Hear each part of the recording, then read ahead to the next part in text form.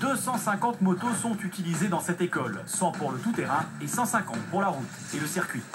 Alors on travaille avec des modèles qu'on retrouve quand même en auto-école, des XJ 600 et puis beaucoup de trail, parce que le trail c'est une moto facile qui permet un bon apprentissage, et puis on leur fera 15 jours avant la fin du stage des prises en compte du nouveau matériel qui est dans la police nationale, c'est-à-dire des 900 TDN, qui est une moto un peu plus haute, un peu typé trail, qui permet de sauter des trottoirs, de se faufiler plus aisément dans la circulation, et puis des 1300 FJR Yamaha.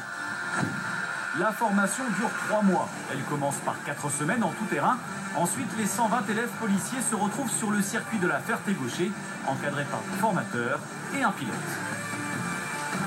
Quand on est sur le module circuit, au milieu du stage, on fait appel donc à un collègue qui est gardien de la paix, mais également champion du monde d'endurance, donc Gwen Jabani, qui vient donc nous apporter toutes ses connaissances et son savoir.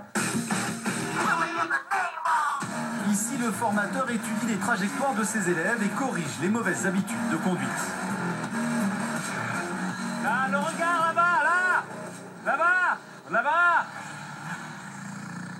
Faut travailler d'abord techniquement, d'accord? Le pied! Rappelle-le encore une fois, hein? Au niveau des appuis repose-pied, pas sur les talons. Hein, il y en a encore qui sont sur les talons. Si ça continue comme ça, il y en a un qui va se faire mal tout à l'heure. Hein, notamment le 40 et 42. Ok? Et la semaine passée sur circuit, ça leur donne de gros acquis. Et après, il s'ensuit encore une longue formation sur la route avec les GTPI, tout ça.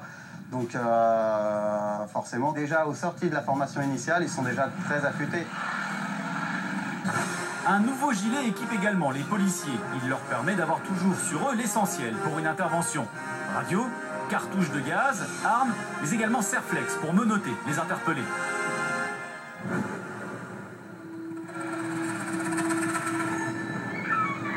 Pour s'entraîner, les policiers reconstituent les situations auxquelles ils sont le plus souvent confrontés. Bientôt viendront s'ajouter à leur équipement de petites caméras clippées sur l'uniforme qui leur permettront de collecter des preuves lors des interpellations.